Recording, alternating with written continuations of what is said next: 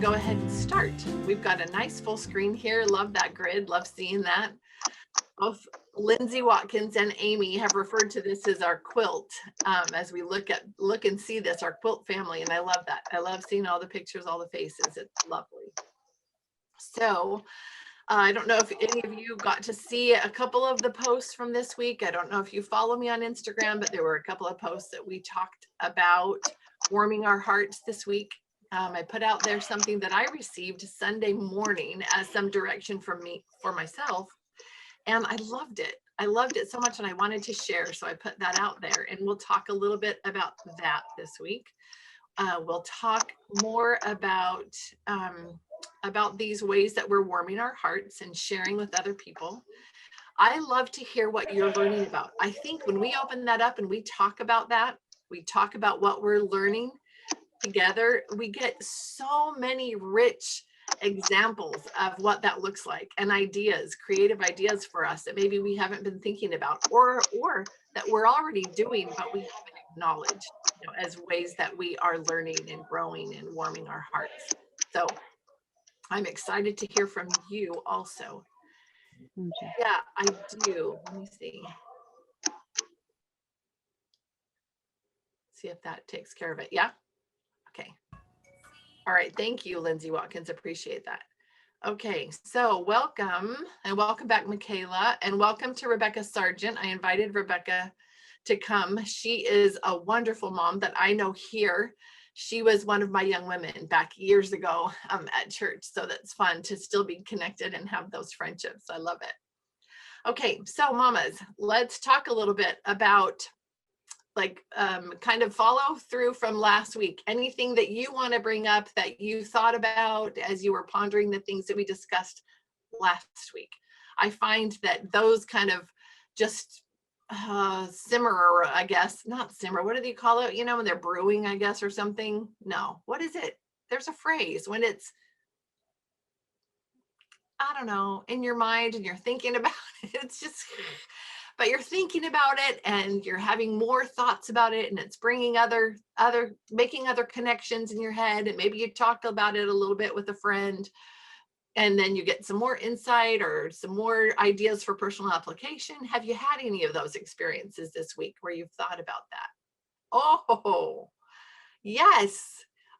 Thank you for reminding me about that, Lindsay. Okay, so in the chats, Lindsay Watkins is asking Amy to tell us about her dinner story, because last week we talked about Lindsay and her family. They had a dinner where they all pretended to be somebody different. They all made up a character, an identity, and then they had dinner together acting in those characters. And we thought that was such a good idea. And Amy, did you do it? I did do it. And I was so excited. Like I wanted to call you and call it you guys. It was so great. Now I have teenagers. So remember, it's kind of just like, really, I get a little toodness a little bit. However, I approached my husband before dinner and my mother-in-law comes over a lot actually to get the sacrament. Because her in Salt Lake, they're not meeting, but where I'm in Davis County, we're meeting every other week. And so she just happens to lately be coming to our house for that. And she is a theater person. I mean, she runs the children's theater. So I knew something like this would be up her alley as well. But I told my husband, I said, hey, I'd like to do this at dinner today. And it was interesting that he kind of just looked at me and was like, isn't that something you want to do during the week? And it's like, our week, I've in this area where we don't get to do family dinner all the time at night because someone's working or, just whatever. And so I said, no, I want to do it today, Sunday. And so he's like, okay. So I said to everybody, we sat down, I'm like, okay, you guys, we're going to do this thing. I learned this from my, my class on Friday. So this is what we're doing. And of course I get the rolled eyes, oh, Mom, and I said, okay, so I said, we are each going to choose somebody, be somebody, and we have to be that person the whole dinner. Okay. And then, but what they did is they took their own spin. So mind you, this is our first time and it's teenagers. And so they said, oh, like, I think I'll be like Wonder Woman or, and I, this, I said, or you could be whoever you want, but they couldn't get over that, uh, having to be somebody they know. Right. And that's where I think, oh my gosh, we need to work on our creativity here a little bit. And, but they wanted to do questions. Are you a man or woman? Do you live in? And it was so fun because here I having my husband do accents, my redhead doing like, oh yes, oh yeah, yeah. She's doing little accents, trying to be an old lady, and it was so fun that my husband later on that night was like, you know what? He's like, that was the best conversations we've had in a long time as a family. And it was great because it just opened it up. Because usually it's a little serious, right? Or nobody really wants to talk or anything like that. Trying to get teenagers to talk, is, ugh, so it was great. It was great. 20 questions. Yes, it was. And that's kind of what it was. It was just like, and we kept doing it until they guessed it. And then we did it. They wanted to do it again. I mean, we did it like a couple of times. And so it was fun. I think it might be our new Sunday thing because it was great. I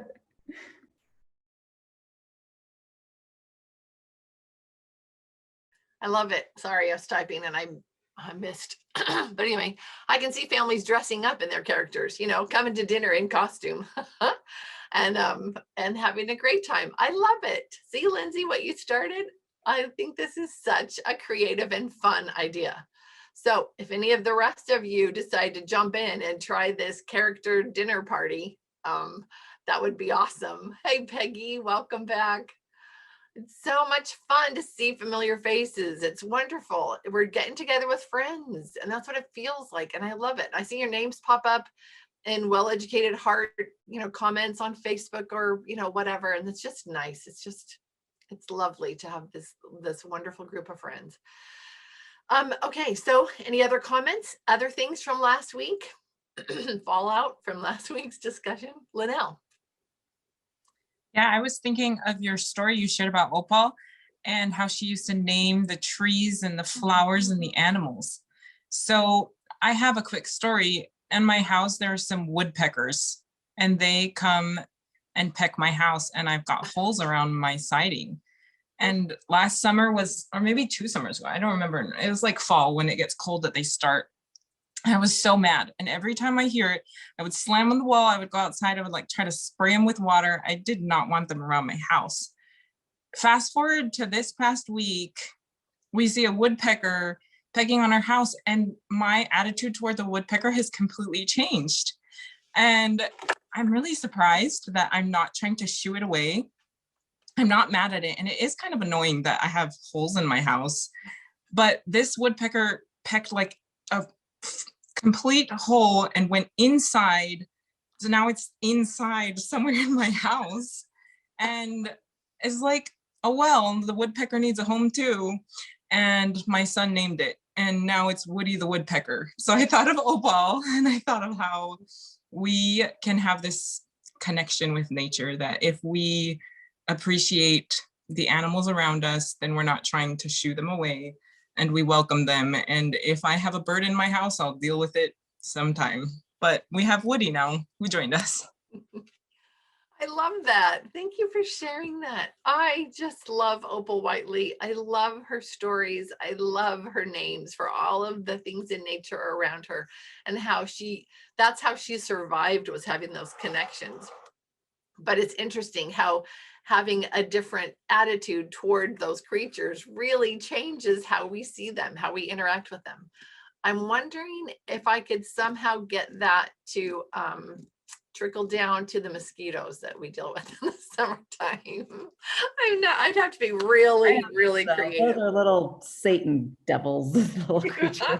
Evil. Yeah, I know, but I love that. Thank you for sharing that. Okay, I'm thinking I got the wrong book. I did. I've got this one. Okay, so and I've got something I'm going to jump off toward from Linnell's comment. But Any other comments, any other things from last week, from the things we were talking about last week?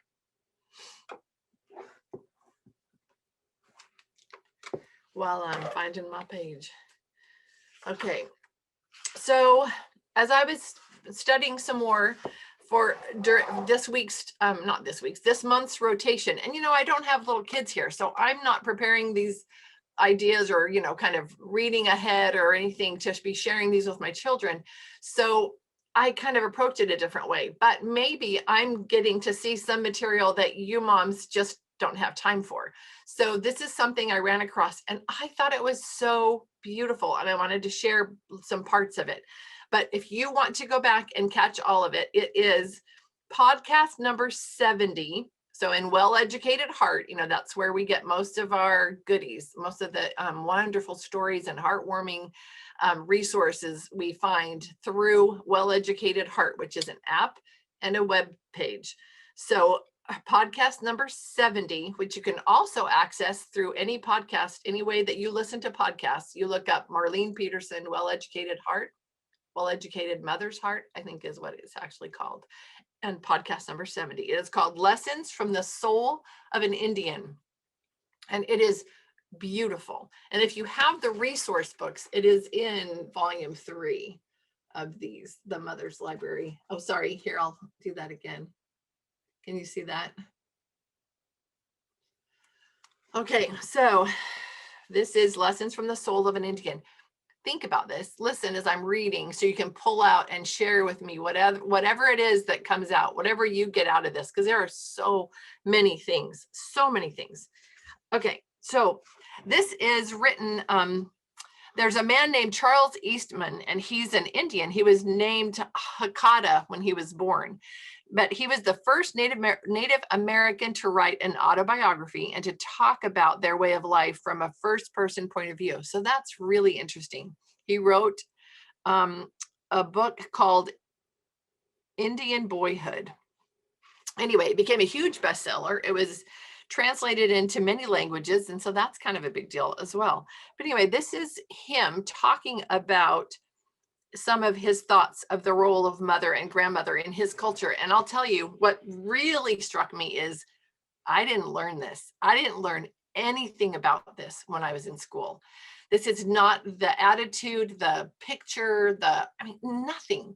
And this is beautiful. So here we go. It has been said that the position of woman is the test of civilization. So I'm going to say that again because it's kind of a big thought. The position of woman is the test of civilization, and that of our women was secure. In them was vested our standard of morals and the purity of our blood. She was to us a tower of moral and spiritual strength until the coming of the border white man, the soldier and traitor, who with strong drink overthrew the honor of the man, and through his power over a worthless husband, purchased the virtue of his wife or his daughter. When she fell, the whole race fell with her. So that's just the first paragraph. Very powerful, very different idea from anything that I read. It talks more, but I'm going to let you go to that. It's wonderful. But here we go. The Indian was a religious man from his mother's womb. From the moment of her recognition of the fact of conception, so the moment she realized she was pregnant, to the end of the second year of life, it was supposed by us that the mother's spiritual influence counted for most. So listen to this. Her attitude and her secret meditations must be such as to instill into the receptive soul of the unborn child the love of the great mystery. The great mystery is God. So her attitude and her secret meditations must be such as to instill into the receptive soul of the unborn child the love of God and a sense of brotherhood with all creatures. Silence and isolation are the rule of life for the expectant mother. She wanders prayerful in the stillness of the great woods. And to her poetic mind, the imminent birth of her child prefigures the advent of a masterman, a hero, or the mother of heroes. And when the day of days in her life dawns, the day in which there is to be a new life, the miracle of whose making has been entrusted to her. She seeks no human aid. She has been trained and prepared in body and mind for this, her holiest duty, ever since she can remember. The ordeal is best met alone, where all nature says to her spirit, 'tis love, the fulfilling of life. When a sacred voice comes to her out of the silence, so that little baby's first cry, and a pair of eyes open upon her in the wilderness, she knows with joy that she has borne well her part in the great song of creation. Presently, she returns to the camp, carrying the mysterious, the holy, the dearest bundle. She feels the endearing warmth of it and hears its soft breathing. It is still a part of herself, since both are nourished by the same mouthful. And no look of a lover could be sweeter than its deep, trusting gaze. I think that is so, so beautiful.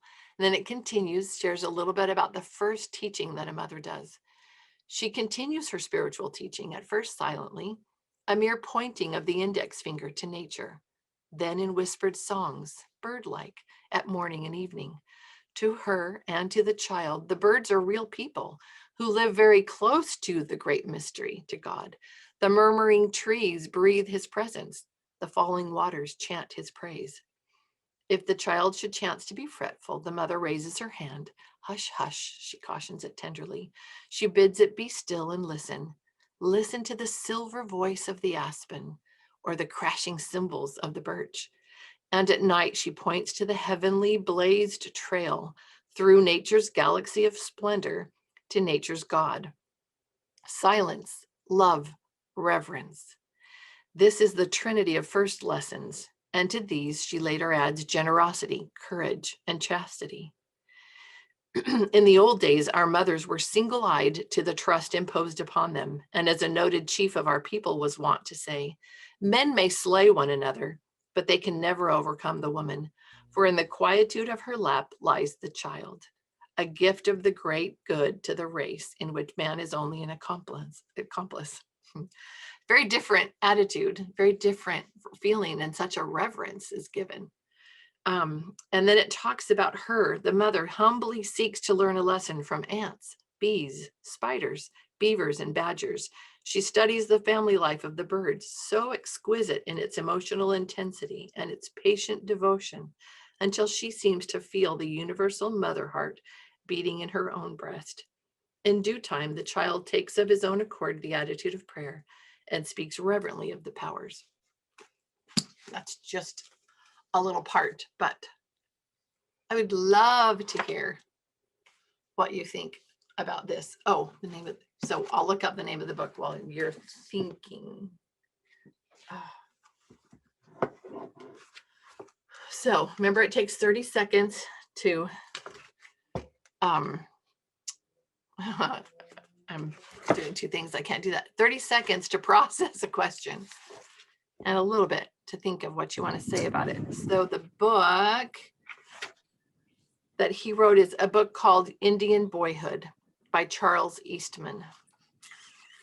I was just thinking about the obvious like contrast to today, like how jealous I am of those women that just got to be quiet, and there was quiet and peace as they had their new baby, as opposed to now there's just commotion. You get right back into the,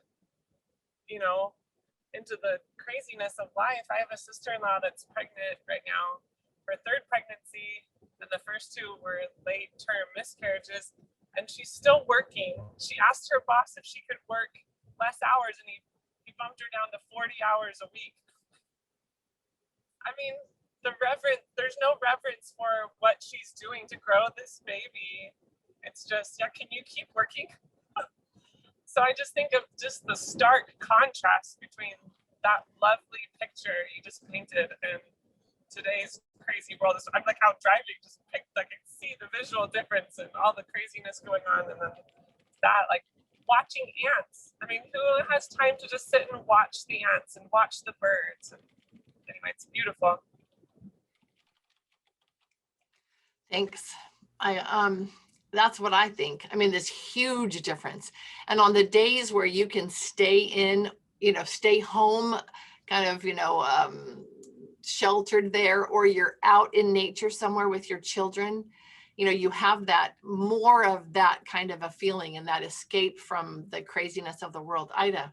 Hey, sorry, I just jumped on, but I read this and printed it out, and I was like, this whole thing, and we were talking about it in our little group the other day, but Awesome. so it was funny. I was like, oh, I know what she's reading, but I loved how I loved reading about how she prepared for her pregnancy and like knew that she was growing this child, and she visualized in her mind what this child would be, and like she was reciting stories like so she could tell them from memory, and she would Yes. practice saying them, and I was like, that's so amazing.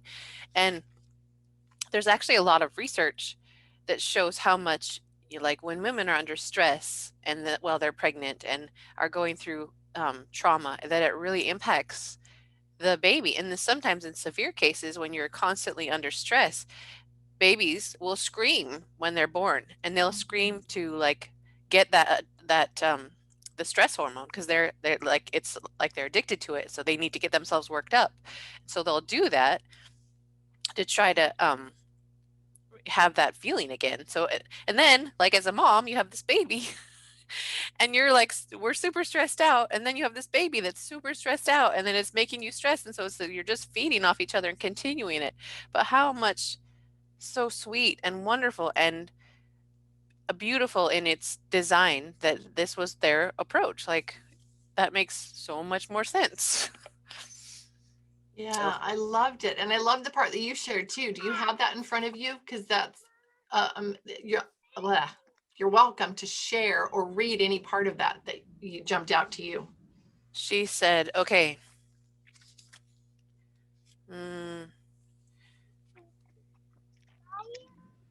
And I love too that it talked about the fact that the things that the mother had in her heart, her attitude, and the things that she reflected on were going to be things that would go to the unborn soul of the child. That was a connection that was being made, and that's significant. But Ida's talking about some more of her preparation. Okay, the expectant parents conjointly bent all their efforts to the task of giving the newcomer the best they could gather from a long line of ancestors. A pregnant woman would often choose one of the greatest characters of her family and tribe as a model for her child. This hero was daily called to mind. So while she's pregnant, she would gather from tradition all of his noted deeds and daring exploits, rehearsing them to herself when alone. In order that the impression might be more distinct, she avoided company. She isolated herself as much as possible and wandered in solitude, not thoughtlessly, but with an eye to the impress given by grand and beautiful scenery. Those ideas which so fully occupied his mother's mind before his birth are not put into words. He is called the future defender of his people. And when they're first born, he is called the future defender of his people, and if it's a girl, she is once addressed as the future mother of a noble race.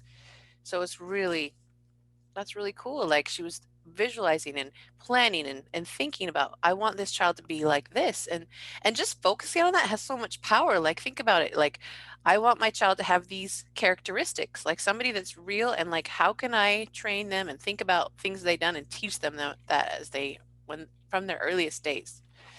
So it's really cool. I love that. What do you ladies think about that? I think that's absolutely beautiful. I from what you read, Lori, I felt like I was able to do that with my first pregnancy. I remember just having a lot of I just felt drawn to be outside and in silence a lot during that pregnancy. And I didn't get that quite as much with my second, partially because I had a first. Yeah. But it's interesting because I've read a couple books in the last little while that really made me think about this and made me realize that as women and as mothers, we need solitude and spirituality and nature a lot. I feel like we really, at least I know for me, and from what I read, it made me think that maybe it applies to more women than just me, but I found that I really thrive as a mother if I have a few moments of solitude. And it is different. Like our world is a lot busier and a lot faster paced and a lot louder than it was described in those books. But I feel like we can still find those quiet moments, even if it's just 5 or 10 minutes for some prayerful meditation or for a quiet walk, after the kids go to bed, or before the kids get up, or maybe like during the day, if we can find a way to get out in nature and just kind of have some quiet. I feel like it is worth it to cut things out of our schedule and to make ourselves a little less busy, to have those moments of stillness, because that is where our spirits come alive and we are able to guide our children's spirits as well. And my son is yelling for me, so I better stop talking. I love that.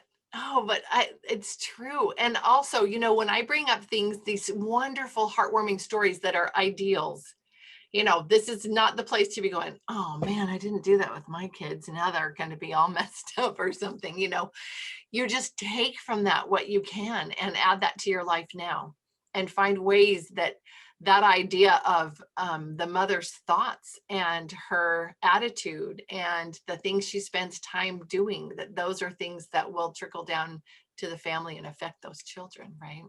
Ida. I was just reading this thing the other day. This guy, he does like vlogs and stuff like that. Anyways, he took this trip to Hawaii just randomly, and he went out to the beach, and he was looking around, and he saw a turtle, and at first he thought the turtle was dead because it was just sitting there very still.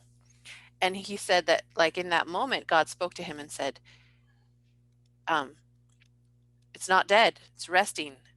Rest is not death, or like, and then that seems really simple, but it was really profound to him, because in his life he'd constantly been going go go go all the time. Like, if he's not being productive, he feels like he's wasting his time. And he realized how valuable it was for him to have rest. And so that trip that he took, he was able to actually do a little bit of resting, and he realized how much it helped him, benefited him spiritually in another way, so that he was a better father and a better, husband and all that. And I think that is one of the big things in our society, is that we feel like we have to constantly be on the go and not stop and just be still. We can take that time to be still. Like, how many of us are guilty when our kids are napping? We're like, okay, what can I get done now? Instead of just sitting and being like, you know what? Maybe I can just go sit outside and enjoy nature, or read a book that's inspiring, or listen to some music. And, as a mom, you think, oh my gosh, I'm wasting this time. I need to get so many things done. But like, you have this stillness and quiet, and you, instead of taking some of that to rest and recuperate yourself, you're just going. And then the baby wakes up and you're tired still, right? Anyways, just some thought. Oh, I love that. And Lindsay's going to jump in. I was listening to a podcast with Sharon Eubank, and she said, she was talking about how the scriptures say multiply and replenish. Yes. But they're not synonyms. They're not multiply and replenish. They're not just talking about having kid after kid after kid. She says multiplying is self-explanatory. That's what you're doing. You're being a mother. You're bringing children into the world. She goes, but the replenish is your part. You have to stop and you have to replenish yourself, because you can't keep taking care of all the things you've multiplied. And she said, it's not always kids too. She said, if you're unable to have kids, what can you multiply as far as goodness in this world? But you still have to take that time to replenish, because you can't give from an empty well. So don't feel guilty when you have to just stop and take that time for you to just go, okay, what do I need? How can I fill my well before I can help others or multiply, or whatever you're going to multiply? Yeah, I loved that talk. I love that podcast. I listened to that one and I thought, that's such an interesting thing. I never thought of of the replenished in that.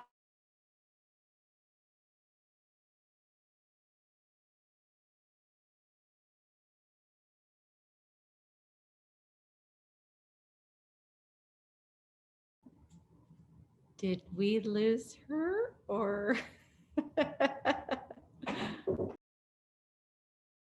I think, yeah, she's just, Well, I wanted to say something really fast to go along with all of that was about replenishing and then what she was talking about, you know, having the kids in the womb, you know, being connected and all of that. And, you know, like what she was saying earlier, like now having teenagers, oh crap, I missed out on that. However, I think, you know, for me, I notice it's taken time to figure out what my rest is. Because when I rest, I'm like, oh, I'm resting, I'm watching a movie, or I'm doing this, but I don't feel rested or whatever. And I know it's taken time for me to kind of figure that out. One thing I've been doing lately, and thank you to, I call it the COVIDs, that it's forced me to have these one-on-one moments with you know, my kids, right? Like I started doing Amazon flexing, and partly to get out of the house because my husband works from home now. And I found that just by getting out and doing that for 3 hours by myself, I love looking at houses. I love figuring that, and that's become my little rest. And then I have a child sometimes that comes with me, and then all of a sudden we're having conversations and we're being connected. And then I'm finding that I'm being replenished and I've rested, and it's been a good thing. It just makes me think of, you know, I used to be an Oprahite for a long time. And I remember that Oprah was interviewing this family that went over to Africa or something like that over there. And they were helping, I don't know, doing something for a couple of months. And this family, you know, they were good, but they had soccer, and, you know, the dad worked, and, you know, they had stuff going on. And they had found that that when the son would get angry, you know, the parents would be like, well, you're not supposed to be doing that, and, you know, trying to do some type of discipline. But the family that they were living with, that the father would say, I'm going to call him Joshua because I don't remember his name, but he would say, hey, Joshua, you know, why don't you come on a walk with me? And he said they would walk for a while, and just having that connection time, being outside, even for a few minutes, was able to open up. And that has just been a seed that's been planted in my head for so long. And she said that when they came home, that they got back into the routine, right? It was like, oh crap, that's just how it was. Life just started going. And that when the son, Joshua, started getting upset again, like, this isn't right, and I can't do this right, and blah, blah, blah, that the father remembered this guy in Africa. And so he started taking his son out. He says, we just walked to the corner. That's all we did. We walked to the corner and we walked back. And I just think, with the humdrum of life and the tornado of life going around, how many times have I taken that moment to connect? You know, I can't connect in the womb anymore, but can I connect still with my kids just walking down the street? And so I will keep doing my Amazon Flex, so I can still, my little teenager over there can come with me and talk and have my connection time with her. And you know what I mean? Just those little moments. So I don't know, take that for what it's worth. Welcome back, Lori. I don't know what happened. I lost screen. I lost everything. And then I picked up on my phone and I was in the background. So sorry, but I was listening to you. That's so beautiful. I love that. Thanks for sharing, Amy. Sorry, guys. Okay. And Ida, back to what you were saying too. I loved that, this idea of us needing to find that rest time. and trying to learn that that really is our first priority, not all those other things, not being busy, not all that busyness that distracts us from the real thing. I think often now, as I look at my family, and I kind of look back a little bit, right? Because mine are older. And I think, wow, the world, something out there does a fabulous job of messing with our priorities and really getting us to believe that they're, upside down from what they really are supposed to be. And we feel guilty when we're spending time doing the things that are most significant and most important. And I think it's good and it's vital for us to recognize that and then try to figure out, okay, so how do I get this in the right order? And how do I learn to feel okay about doing the things that are the priorities? And I'm not saying to leave your house and, let it get dirty and messy and stinky and to ignore your, the like basic things that need to be done every day, but could you simplify? Could you change your day and, and not be running around so much? I think, again, I said this in the very beginning of our podcast when we first started this, but I think 2020 was an incredible gift. I know a lot of negative things happened along with it. I know that. I'm not insensitive to that. I know there's a lot of sadness, people who lost loved ones. And again, not to be insensitive, but we lose and anticipate losing loved ones every year throughout our lives. That's not different. It just looked different this year, and it felt different this year, and it had a different last year, and it had a different emphasis on it. But if you can step back and take it with that wider perspective, I think we can see that it was a gift to be given this time where, again, although there were many negative things that happened as a result of it, but to be given time when things were shut down, when we didn't have all of the running around to do with our families, we got to say no because we couldn't say yes. That option was taken away from us. We were kept home from everything, including church and all of those responsibilities. And we were just with our families. We got to choose what we did with that time. I wish that somebody had announced in the beginning, hey, you're going to have some built-in time to get your priorities straight and spend time where you really need to be spending it. I had to figure that out on my own. So consequently, it took me some months to see it as a good thing and to take advantage of that time. But it let us see, wow, I don't have to be doing all those things. I can choose what to put back into my life. I can choose what my priorities are and how to spend my day. And then, like Ida was saying, I can choose, start small. If you have little people, I can choose how to spend nap time, and find a way that is nourishing to your heart, something that replenishes you, something that makes you feel better. And but that's probably not scrolling on this, as much as we love to do that. And it has become a habit for me that I'm breaking. I'm really being good about that. But it becomes a habit so easily. And there's so many other things you could replace it with. Like Ida said, just go outside. Just go sit outside for 5 minutes. 5 minutes.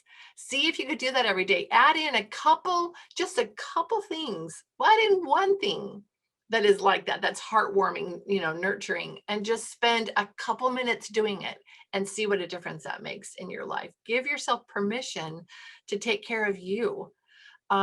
So I will go to that post that I made on Instagram. I'll share that with you. I think that's the only place I put it. I'm pretty sure. But I'm going to read Rachel's comment first. And Rachel, welcome back. It's nice to see you. I totally agree. She says, this year was such a gift in helping me figure out how to love motherhood more, which is interesting because it meant we were all together all the time when we hadn't been before. What I thought I would dread has turned out to be the hugest blessing. Okay, Rachel, I love that comment. Do you want to add more in person? I know I was talking, so you typed it, but I'd love to hear from you. No problem. So we are first year homeschoolers, and I feel like we kind of did this backwards because I have kids in high school and I have kids in elementary school. And so I feel like a lot of people start homeschool and then in high school they put them in, or, it just is like, okay, now go for the important stuff. And anyway, when my kids have always been in public school, and it was like the first year that all 5 of my kids were in school. And I just felt like we were go, go, go all the time, just between our church callings and responsibilities and all sorts of things that were happening, and all the music and being in marching band and just everything that was going on. It was just like this constant. And I kind of like cherished this time that I had to be alone, what I thought was just like so important. And then COVID hit and everybody was home, and they're doing online school. And it was just kind of in those months of being together and doing schoolwork and just kind of this weird adjustment that I realized, like, I don't need them to be gone all the time. Like we really can coexist and have it be enjoyable.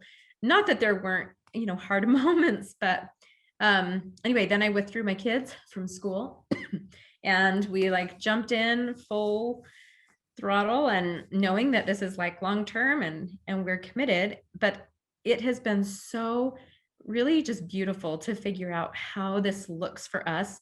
And it makes me sad when I hear moms say exactly what I used to say, like, oh, I need my kids to go to school for a few hours. Like, I just need them I need my time. When I just have started, like, just come to this place of like, my time really can exist even with them here. It's just helping really to understand how we all learn and feeding our own hearts. And like, we've been doing poetry tea parties every other week, and like even my high schoolers and my elementary schoolers. And it's just been so fun to see the dynamic of our house has 100% shifted, like just completely, with everything, with the running, with the priorities, with where we stand in everything. It's not that it's all gone away, but it's like really, truly, I feel I love and enjoy motherhood so much more, even now having my kids home every day, all day. Like, I've just realized that it has such different perspective when when it goes away from what we think our time is to what it really can look like when you're feeding your own hearts and really understanding how to learn and to grow together. That was very long. Sorry.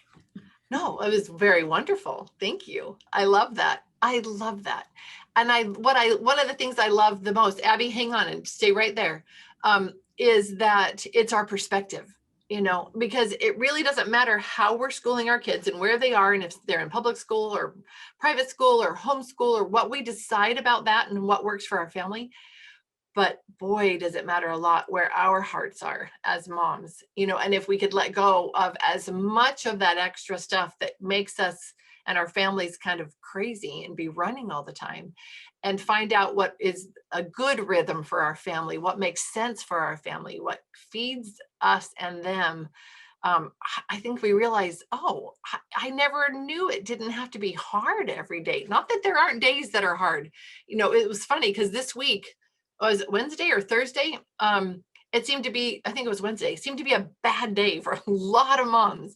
A lot of moms were just kind of being attacked and having these overwhelming feelings and not being able to find, the warmth. And that just happens sometimes. I think there's somebody out there that sees a lot of good happening with all these moms warming their hearts and that trickling down, and he's not super excited about that. So I definitely, yeah, Lindsay, exactly. Satan does not like what we're doing. Okay, Abby, are you able to chat now? Yeah, so I just wanted to share something real quick that just made me think, since like we've had all this quarantine and haven't been able to go anywhere. Knew this or not, but someone shared this on Instagram that in Ghana there was a time in church where the government shut the Church of Jesus Christ down, so they couldn't actually worship. And so I just wanted to bring that up because I'll link a video in the description, but it was pretty awesome just to see like what they went through, because it's very similar to what's been happening around the world, and just their perspective and their heart. It was just really awesome to see. So I just wanted to share that. I can't stick on here forever, but yeah, I really appreciate that you're doing this. Like, this is more perfect. This is just, I love that I can connect with you ladies online when I have little kids, and sometimes it's hard to get out anyway. So anyways, I just want to say thanks for that. That's been really awesome for me. Thanks so much, Abby. And it's nice to see your face and your kiddos. We love your input, and thank you for sharing that. We look forward to that being in the chat. That sounds wonderful. I really appreciate that. Okay, other moms? You have something jump out? Yeah, I love what you said about what we have to find what feeds our family. I've noticed that so often I have found myself where I'm like, oh my gosh, I just need a break. I just need 10 minutes.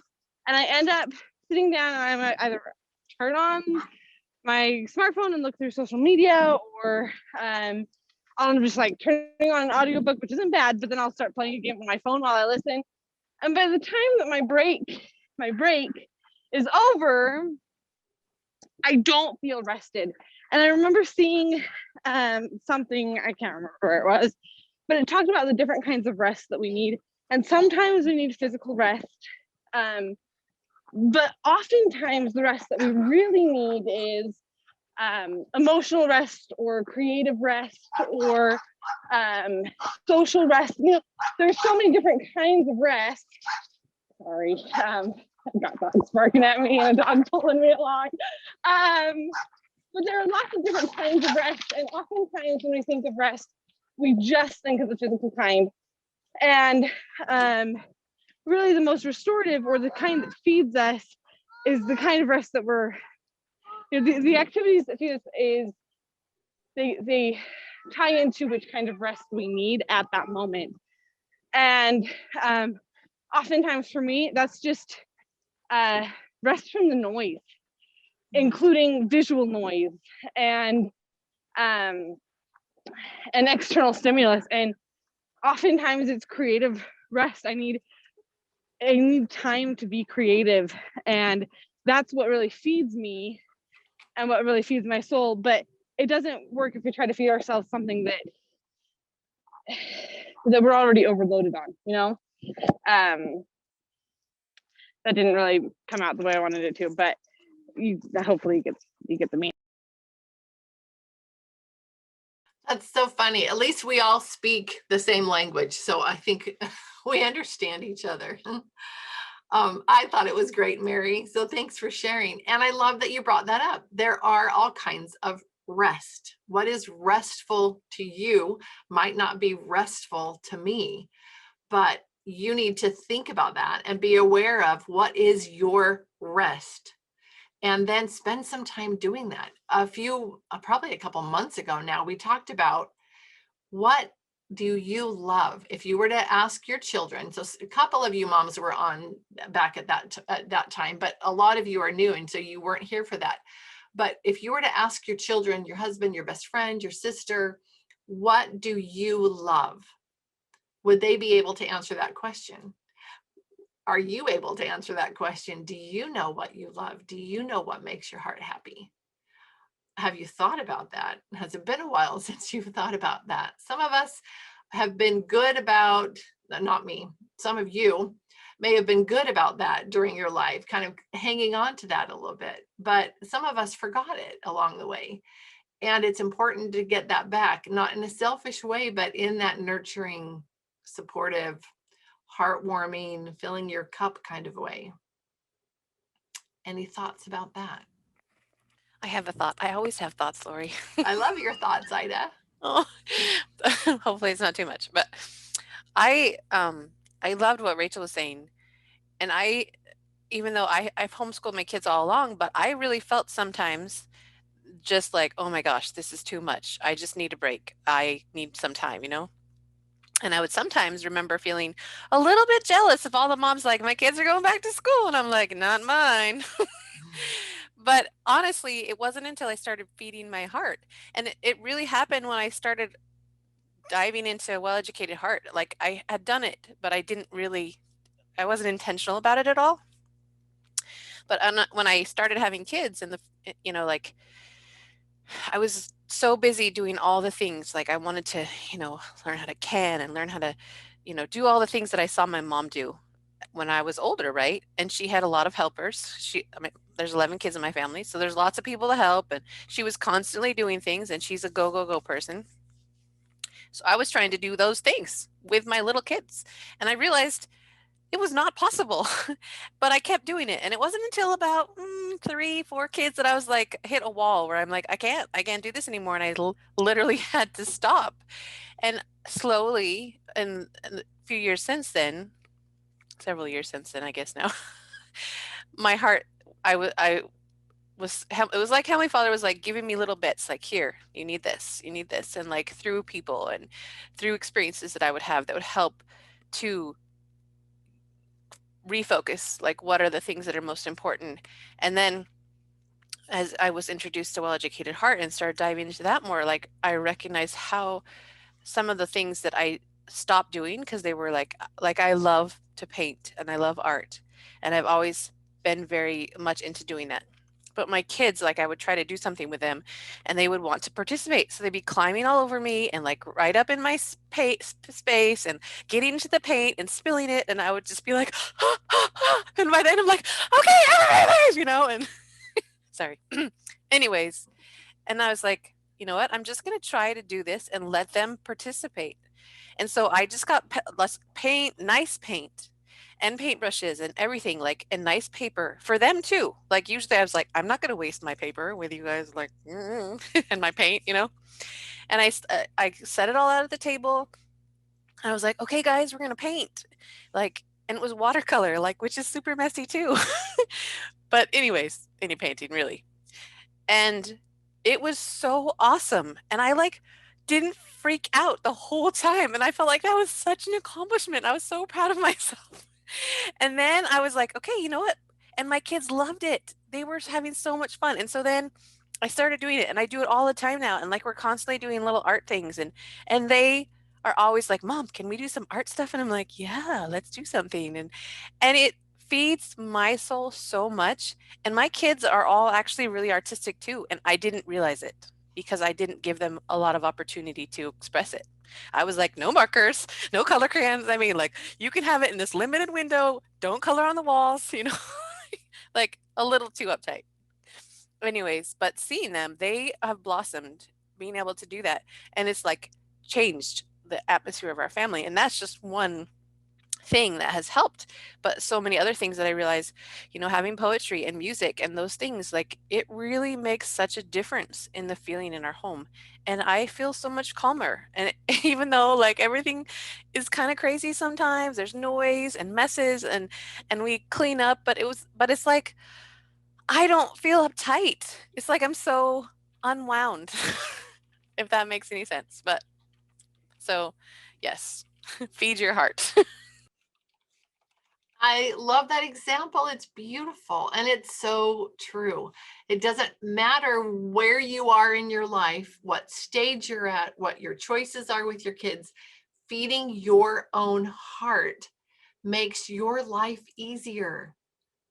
It's this simple formula, but it actually makes your life easier. And we hesitate, and we keep forgetting that is the answer, and we keep going back to the world's busyness. But I've got to show all these great things that I'm doing with my kids. I've got to measure, and that's the world's way. And the heart way, you're not measuring it in that same way. You can't do that. Lindsay, did you come on, Cardall, did you come on screen to share?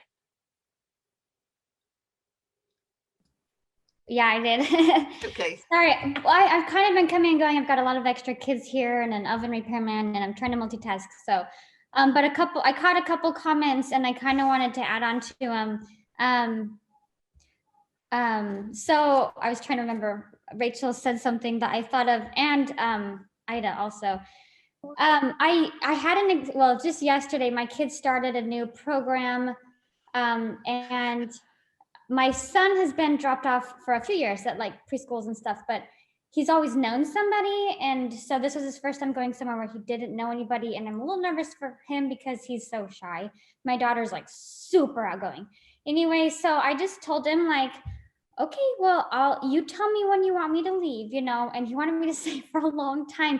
And I feel like the old me would have been like, okay, it's time for me to go. You'll be fine. Nope, bye. You gotta go. You're fine. Like just kind of push him in and let him go, which is fine. But I feel like the Well-Educated Heart has like just changed my whole, like, I just feel like I have like so much softer feelings or something, like just more feelings and like patience. And it has really just changed my mothering. And I stayed there until lunchtime when I had like this huge list of things to do. Cause in the past I'd be like, oh, I have this and this and this, I can't do this. And I'd be like, even if I stayed, I would have been like stressing out inside, but now I just feel like this, I mean, I'm new to homeschooling, but the Well-Educated Heart has really helped me a lot, because at first I was really trying to be school and pound their brains and teach them. And now I'm like, no, they just need to be loved. They'll learn if they're loved, And so I just feel like it has really helped me. And I feel like in the past, like, I don't mean this like to be offensive to anybody, but I didn't want to lock myself in like, oh, I'm just a stay-at-home mom. So I used to always say I'm a work from home mom, because I didn't want to be locked in with the like, I'm just a mom. I don't do anything besides take care of my kids. I wanted to be like, oh, I accomplished so much. I have a bachelor's degree. I'm a dental hygienist. I do this and I go to work and I'm so busy and blah, blah, blah, But now I'm like, no, being a mom is my calling. Like my husband knew he wanted to be an orthodontist since he was 10. And like, for me, I didn't know that about anything. I didn't always want to work with teeth, but in kindergarten, I do remember that they said, what do you want to be when you grow up? And I remember it was like written up on this wall or something that I wanted to be a mom. And I just feel like I used to say like, oh, like the kids are just like getting in the way of all the things I need to do. And now I feel like everything's getting in the way. I just need to take care of my kids, and I help my husband with his office, but when he asked me to do extra things, I'm kind of like, oh, I just want to be with the kids. I just want to like teach them and be with them and do things with them. And, so I just feel like the Well-Educated Heart has helped me to like change like my perspective on mothering and parenting and like homeschooling and teaching and like just being with my kids. Like I like can't get enough of them, where I used to be like, oh no, they can go to school and learn and then, whatever. But now I'm just like, no, like I need to do that, So I just feel like this has been like such a huge blessing to my life. And I feel like I'm only like ankle deep still. So I just have a lot to learn from you lovely ladies. Anyways, thanks for letting me ramble. You're so sweet, Lindsay. I love when you share, and it's so genuine and it's so right on. It doesn't matter how long you've been doing this. Once it feeds your heart, once that change kind of happens and your heart is warmed, it's like the Grinch, right? I mean, I really picture that thing, that teeny tiny little heart, and then it just grows so big, it bursts the little brass box. Who knew it was in a brass box, right? But bursts out of there, because our heart becomes so big, we just can't stop it. We can't contain it. And that's what I feel from you. And I love that. Thanks. And that's what Rachel was saying, and that's what Ida was saying, and that's what we're talking about here. And we feel that. Lindsay Bunting, were you going to share? I always want to share.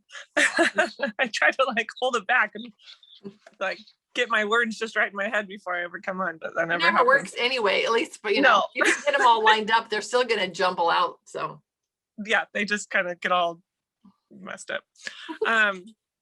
I don't know. I guess I was thinking, and especially hearing some of these new moms, I find so much joy for me in that progression and like that learning something new and implementing it. And I feel like I've been doing this for a while, and I've taken for granted the fact that we do so many of these heartwarming things, and I kind of overlook them. And I just am always looking for more, like what I need to learn something more to continue to grow and find that joy.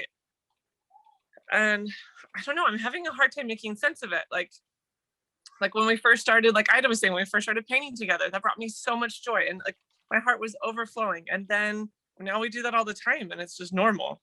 And when we, when we first started doing, you know, anything, it brought me so much joy, but now we just do it all the time. It's not making any sense. And it's just, I forget that those things were so exciting. I don't know. So I'm trying to find ways of, but I do find that when I continue to learn and I continue to find things to help me and just help warm my heart, then I get back to that feeling of like, oh, I just love this. I love being home with my kids, because I do love being home with my kids, but it's just always been what I've done. So I don't know. I've been struggling lately with this thought of like, we have to keep progressing. We're not just like done, like, hey, I did that and now I'll be happy forever. We have to keep learning, to keep finding that, and to keep warming our hearts. It's an ongoing thing. I have to keep going. No, it's true though. Look at Marlene. When she shares, oh, and I read this book, and oh, I just read this the other night. I think, what?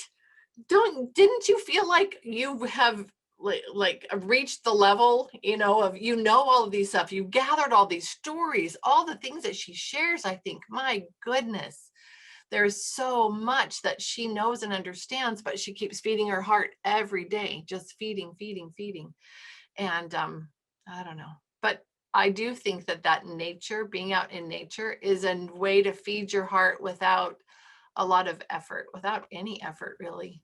And sometimes we need that because we've got so much going on, and it slows down that race that you kind of feel in your head. Yeah, and I know Ida wants to say something too, so I'll be really quick. But that nature thing, you're right, because it's always changing and there's always something new, and you don't have to go try to find a book or read something new. You don't have to put a whole lot of effort in. It's just there. I was at Lori's house the other day for piano lessons, and I thought, usually I'll try to like run a quick errand or read scriptures or read part of a book and make it a productive time. But instead, I literally just laid on the front lawn and stared at the clouds and just watched them. And that has filled me since then. That was weeks ago. And I just think those little things, nature does offer that to us so easily. But I want to hear what Ida has to say. Do you really? No, I was thinking about that same thing today, and just the last couple of days, about specifically in regards to nature. And I was thinking that when we moved here to Texas, because we came from Washington, everything was so different, like the bugs and the flowers and everything. And we were noticing everything so much more, like, oh my gosh, look at this tree and look at this butterfly and all these things. And we loved just walking around out in nature and seeing all the things we'd never seen before. And I was thinking, I was just driving home earlier and I was thinking, it's kind of like spring hasn't really come yet, and so there's not a lot of stuff out, but it's just starting. And I'm like, I'm not really feeling filled by nature right now. Like, what is different? I'm trying to dissect that in my mind. And then I was thinking about, isn't it amazing, like how there's seasons, like, and every new season, like every time there's something, like there's a new snow, or as spring starts to change, like you see all these things that you haven't seen for a few months, and it's like Heavenly Father's like, look at me, look at all these beautiful creations. And like it helps you to like focus on nature a little bit. And I was listening to this thing from Marlene this morning too, and she was talking about nature, and she was talking about nature journaling, and so or like drawing, and I realized when I paint or draw stuff in nature, it really helps me to tune in to it more, like I really pay attention to all the beautiful fine details in it, and that helps me feel enriched, because I think the part of it is like we can go out in nature and we could just walk, like I'm going to get exercise, and you're just, or you can sit and like smell the flowers, right? And you can actually slow down and pay attention, and then you like laying on the ground looking at the clouds, like that feeds your soul because you're just still, right? Instead of like, I have a goal, I'm going from point A to point B, and I'm not going to look at anything, I'm just walking, I'm getting exercise, or I'm enjoying nature, So anyways, that was my thought about what you were saying, Linz. I was going to share something as a different perspective as well. I know exactly what you're talking about in that, and this whole warming our hearts. And I feel like if we forget the impact we have when we don't warm our hearts, and when we don't be grateful and be connected. because our children see that. And I think I guess just because I'm speaking from personal experience, I had a mom that was just doing her best, best the way she knew how. But she didn't take the time for herself. And because she didn't take the time for herself, she didn't take the time for me. I was kind of a burden and errant or whatever. And I love my mother sometimes, but I just saw what that was and what that did to me, the impact it had on me.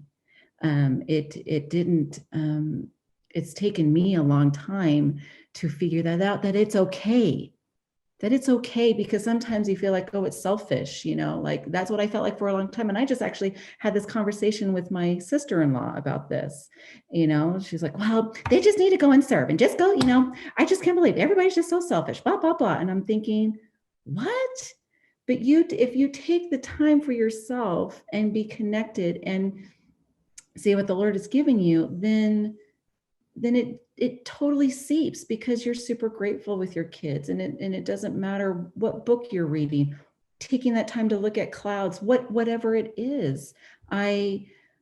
It's taken me a while to get to that point, and because of it, I feel that my children, and being a mother, like what Rachel was saying, because Rachel, you dropped a lot of gems today, but being a mother, that has just opened my heart and eyes even more. And my children are talking to me. They're wanting to be with me, it's just what it is. And when I see these moms who are so busy and don't do, whatever, and don't take their time, you can see it. It's a real thing. It's a mirror. And so I don't know. That's just a different perspective. I just wanted to share. Because I've lived it. I know what it is. It's taken time, and here I am.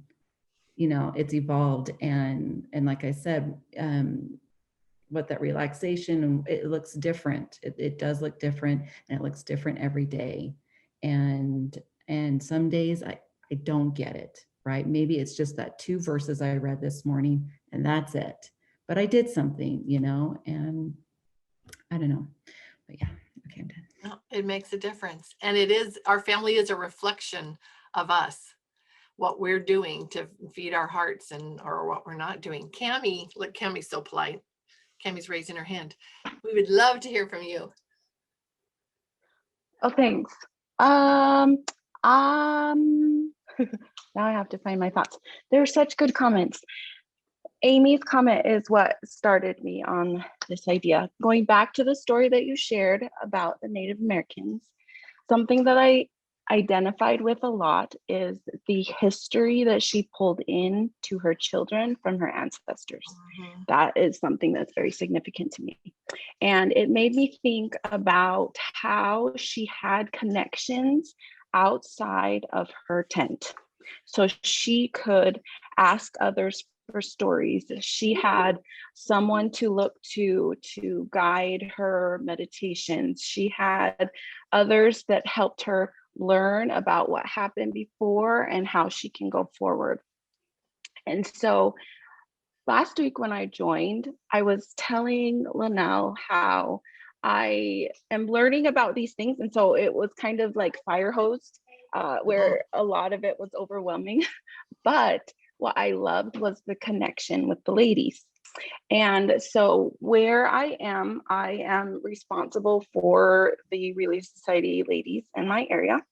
And I have 220 Relief Society sisters. And a big challenge that we have is connection. We live close to each other, but the sisters are not connected.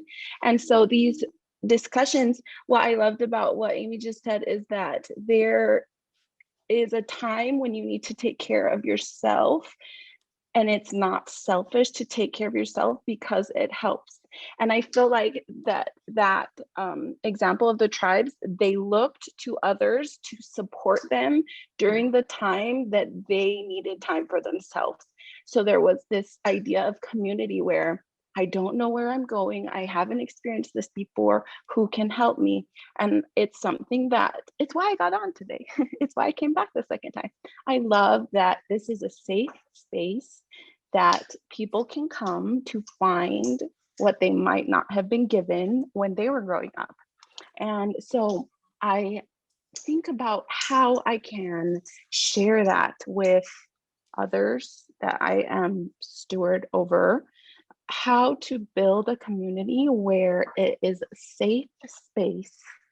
And I appreciated the ideas that are coming because it is so much about taking care of you. There is a value in taking care of the heart so that you are able to extend that care and love to others. And so I'm appreciative, but I also think there's such a value in, like, one of the values that you ladies have is storytelling. But yesterday was the anniversary of my grandmother's passing, and I'm the oldest child. So Linnell has a lot of siblings. I'm the oldest, and I knew my grandparents, but they also talked a lot about their stories because I was the oldest to listen to them. And so having that value of storytelling and passing on, and this is what I learned, and this is how it's done. Maybe we don't have that in our immediate family groups, but there are ways to find that. And I think that this is a valuable resource as ladies, because we need that connection. I think just we're naturally more connected to other people in that way.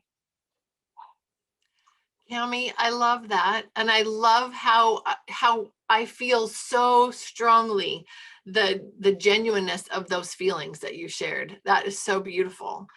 The connection here is huge and it's significant. And I think the world is trying to push that away and take that away from women and tell us we're strong and we don't need that. And yes, we are strong and we need that connection. And those connections help make us stronger.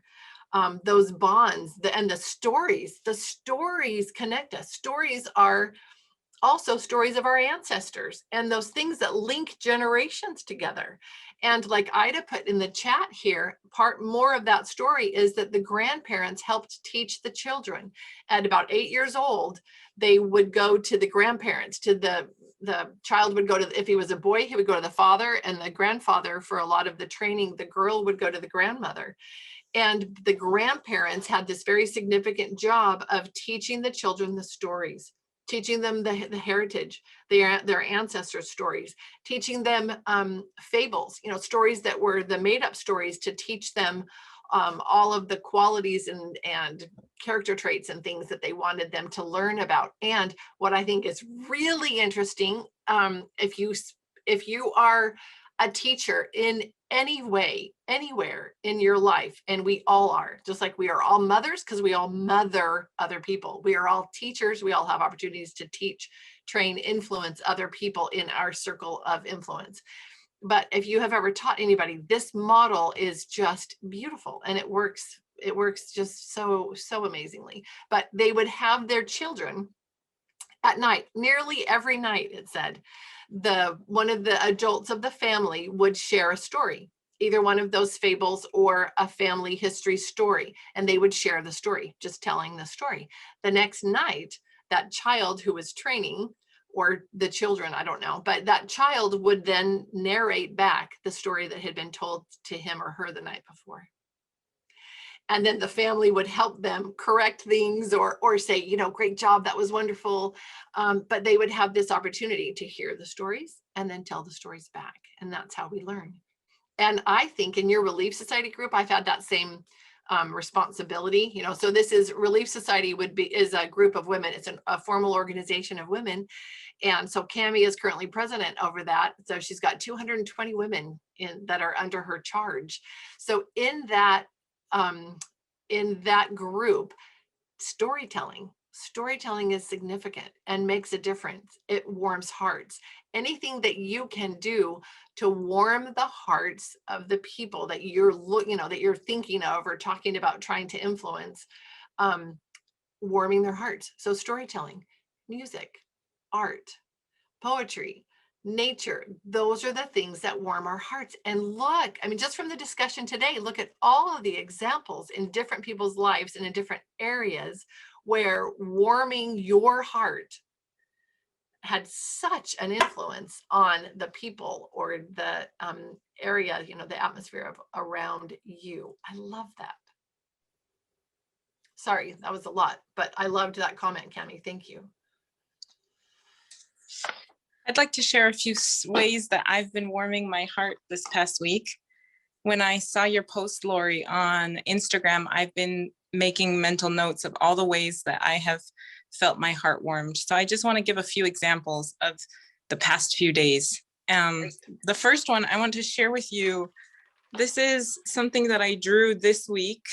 It's colored pencil, and I used a YouTube tutorial. And as Ida was talking, I felt like she was explaining me, don't take out the markers, don't draw on the walls. I'm going to paint by myself. But once I started Well-Educated Heart, I realized that I need to, like, it's not a waste of time anymore. And so I gave myself permission to spend time doing something that I love. And it is even more heartwarming to show that to my children and to be an example for them, because I am their model. And as they see me creating, spending time on things that I enjoy, then they can pick that up for themselves. So that was what I did for art. And for nature, I have had some significant thoughts and impressions as I've been in nature this week. And I'll share one. My son asked, Mama, what's a shadow? Just what's a shadow? So I thought about that question, and the thought that came to me is a shadow is the absence of light. But the more that I thought of that, the deeper it impacted me. And so I thought about ways that, well, so just expanding on that a little bit more, when I feel emotionally in a shadow and I feel gloomy and dark, what should I do? I should step out of the shadow and access more light. And lately I have noticed that the light in my life has been nature, art, music, poetry, and story. And so that was a really impactful thought for me, just to confirm all that I've been learning and applying, that this really does make a big difference to bring more light into my life. And as we were walking, my children stopped to watch a puddle of water. That's it. And it was just slowly moving, ever so slowly. And it's something I never would have stopped to watch. And so I love being in nature with my children, because they teach me how to appreciate. And there's always something new. There's always something to learn and to notice. Just today, I was looking at my pine tree in my yard and saw a whole bunch of pine cones at the top. I've never noticed that. There's a huge collection of them at the top, and there's nothing on the bottom. And so I asked my husband, well, why is that? And I learned something new about pine cones. So that was nature. With music. Wait. You can't, you have to tell us what you learned about pine cones. You Okay. can't move on. Sure. So he said that he had thought of that and noticed it a while ago and looked it up himself.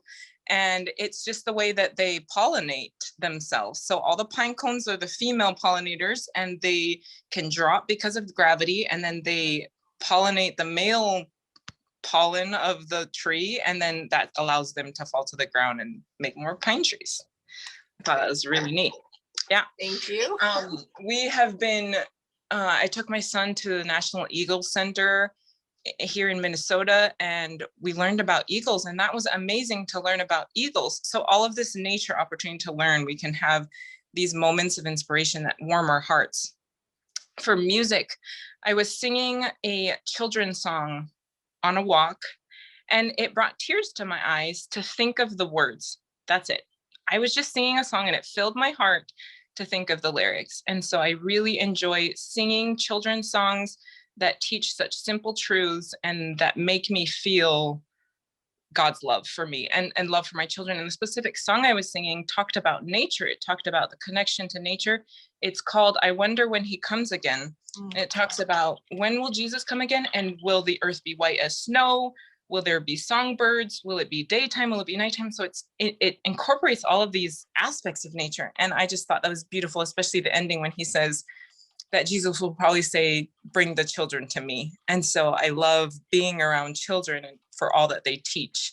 And just today I was outside singing some songs to myself, and it attracted my children. They all eventually came to me. They just gravitated to me. They were all doing their own thing, but because I was sitting there just singing to myself, they surrounded me. And I think they just feel this peace and this warmth and this love when we're singing.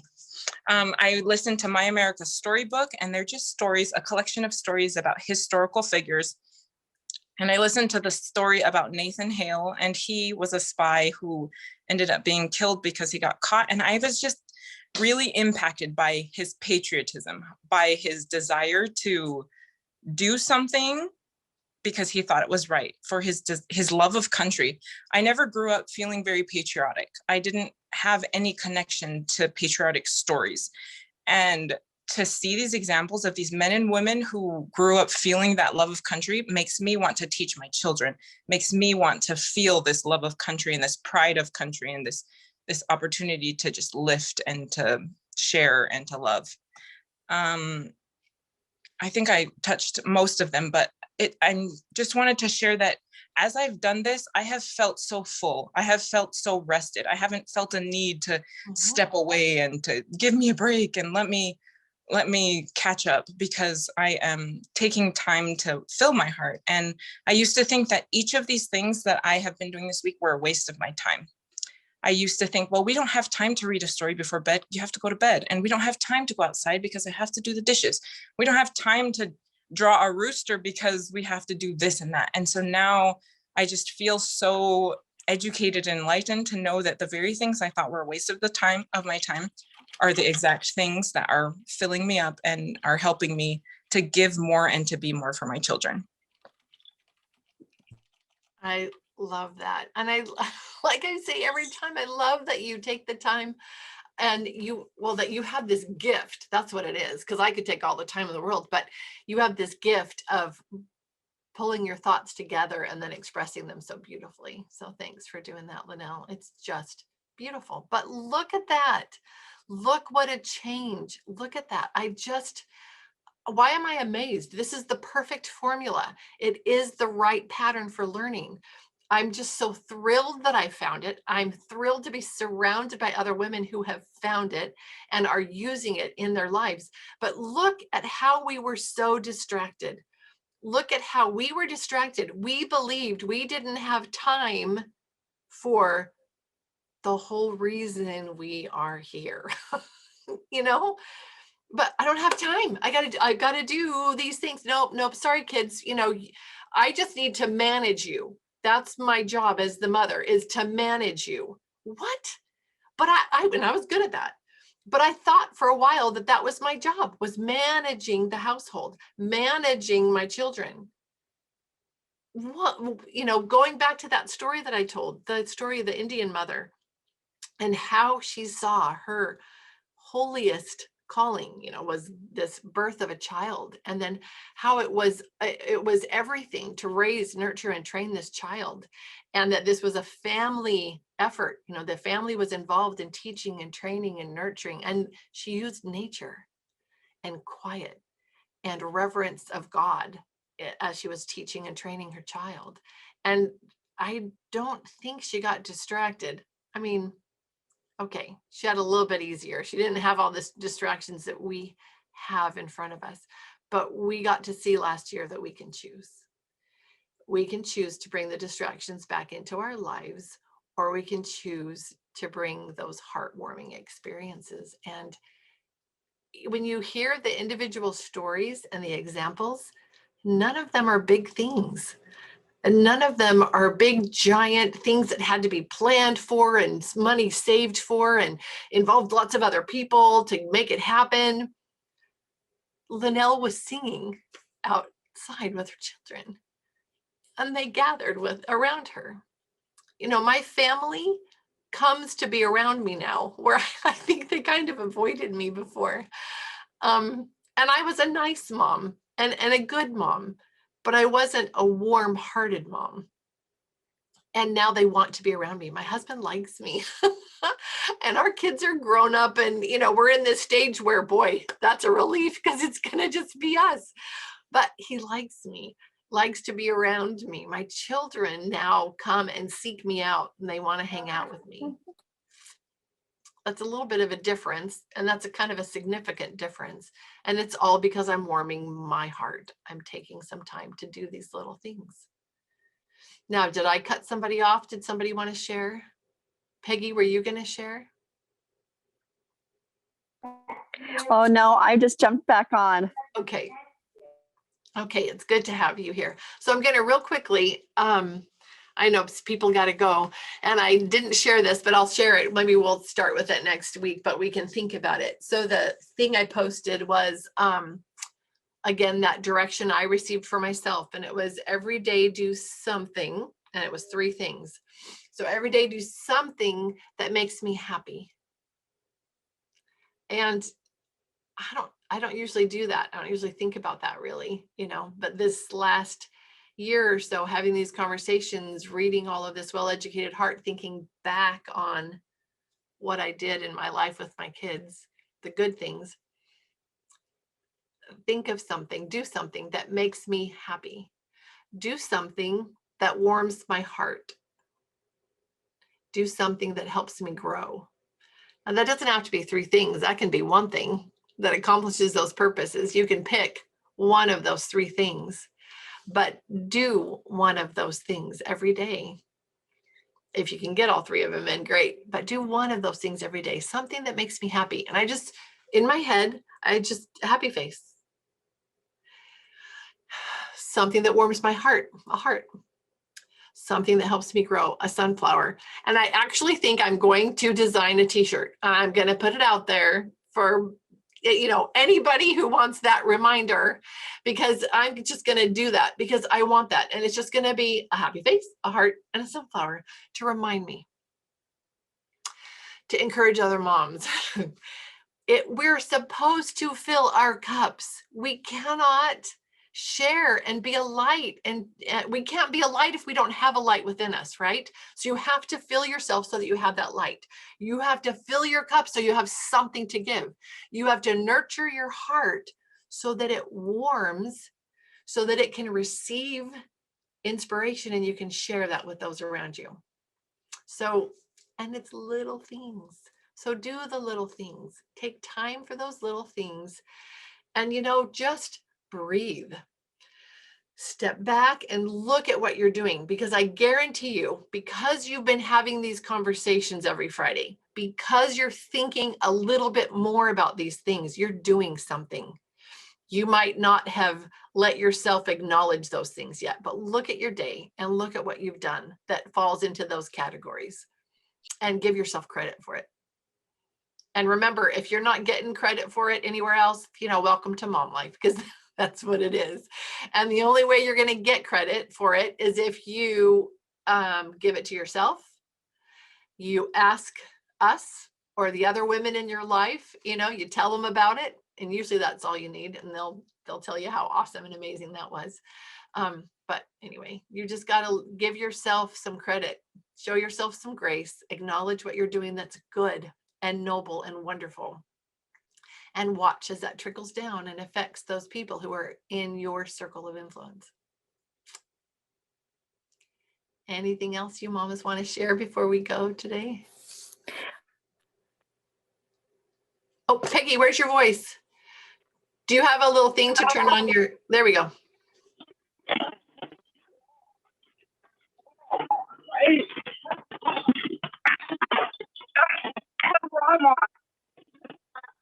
Walmart. Where? Yeah.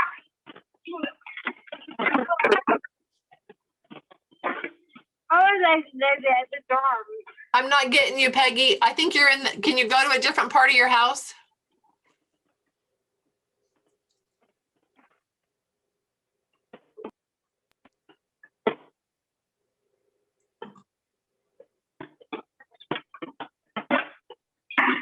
Try again. Say something again. What's happened? I hear something. There we go. Yeah. Okay, sorry everyone. A person in my van was leaving, and I think they were listening to what I was saying. My phone was connected. Okay, so what I was saying was I just wanted to give a real world example to applying what I've been learning, because I've been loving this group so much. So I'm going to turn my camera around. Let's see. And see if I can do that. There we go. So we have a chalkboard in our dining room, And so we do rotation a little differently. So this month we're doing British Isles and then insects.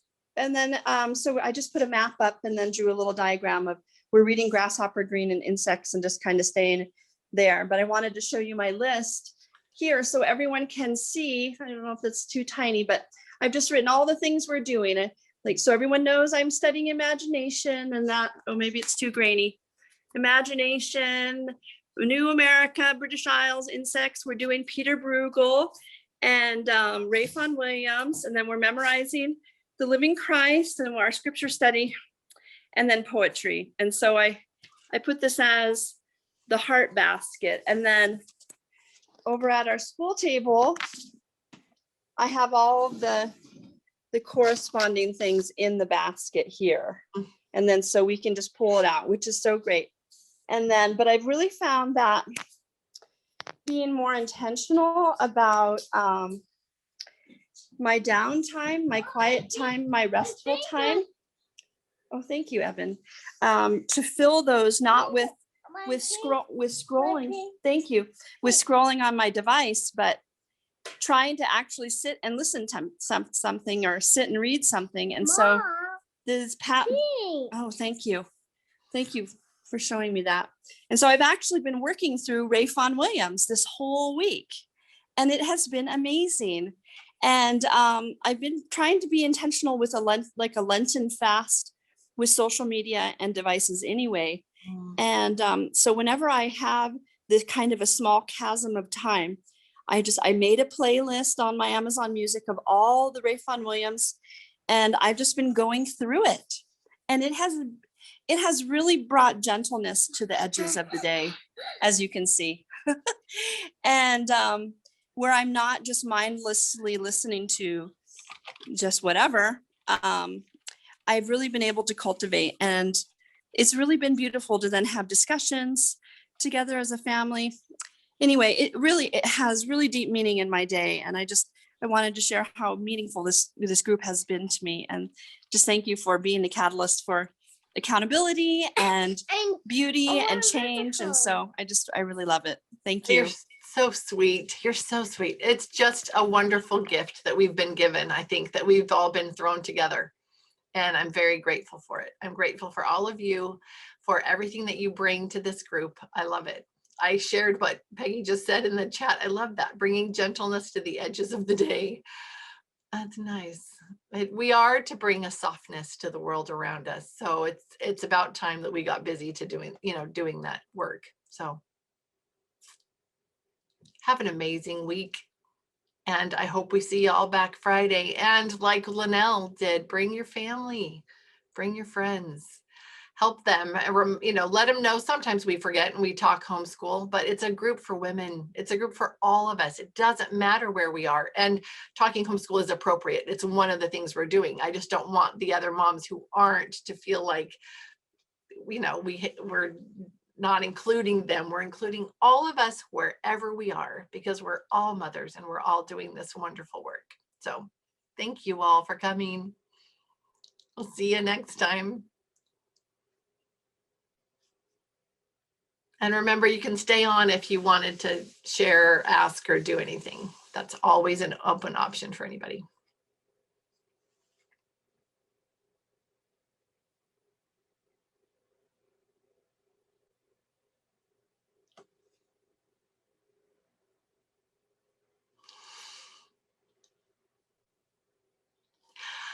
I can't hear you. Hold on.